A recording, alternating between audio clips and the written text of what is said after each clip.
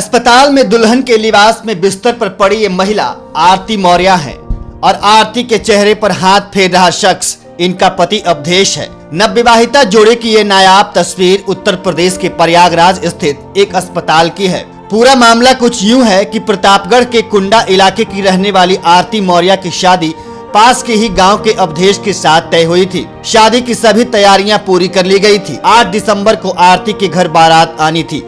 तभी दोपहर करीब 1 बजे आरती के साथ एक दुखद घटना घटी। इस दौरान आरती अपने घर के छत पर खेल रहे एक बच्चे को बचाने के चक्कर में छत से नीचे गिर गई। इस हादसे में आरती की रीढ़ की हड्डी पूरी तरह टूट गई। कमर और पैर समेत शरीर के दूसरे हिस्सों में भी चोटें आई।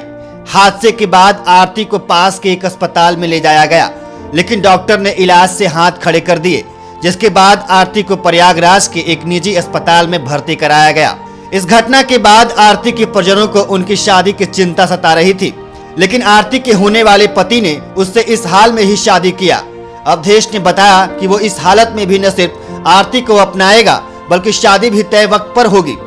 अवधेश ने कहा, भले ही उसे अस्पताल के बेड पर जाकर ऑक्सीजन सपोर्ट सिस्टम के सहारे इलाज करा रही आरती की मांग भरनी पड़े, लेकिन शादी नहीं टलेगी। अवधेश की जिद पर डॉक्टरों को भी झुकना पड़ा, जिसके बाद आरती को एम्बुलेंस से वापस घर लाया गया। उसे स्ट्रेचर पर लिटाकर शादी की रस्में अदा की गई। ऑक्सीजन और ड्रिप लगी होने की सूरत में ही उनकी मांग भरी गई और फिर आम दुल्हनों की तरह आरती की भी विदाई हुई। ये अलग बात है कि ससुराल जाने के बजाय आरती को वापस अस्पताल लाया गया। वहीं अगले दिन होने वाले ऑपरेशन के फॉर्म पर भी खुद अवधेश ने पति के तौर पर दस्तखत किए। अब अवधेश अपनी नवविवाहिता पत्नी के साथ अस्पताल में है और दुख की घड़ी में उनका दर्द बांटकर पति के परमेश्वर होने का फर्ज निभा रहे हैं।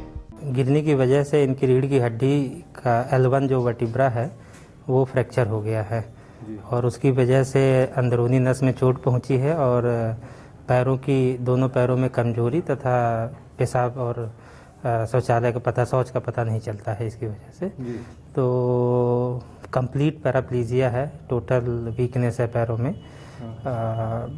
चोट से के बाद मेन उद्देश्य होता है कि जो हड्डी टूट करके जिसने नस को दबाया है, कॉर्ड को दबाया है, कंप्रेस किया है, उसको ठीक किया जाना चाहिए। उस प्रोसेस में फिक्सेशन भी ज़रूरी होता है, क्योंकि युवा लड़की है, अभी नई नई शादी हुई है, तो उसको भविष्य में चलने फिरने में दिक्कतें ना आए, तो उसकी वजह से स्क्रू लगा के फिक्स किया गया है हड्डियों को। और साथ ही जो नस की झिल्ली फट गई थी उसको रिपेयर करके उसको सही किया गया है। और जो अंदरूनी चोटें हैं वो सुधरने में वक्त लेती हैं। तो हमारा मानना है ऐसा है कि 3 से 6 महीने में बिटिया चलने लायक हो जानी चाहिए।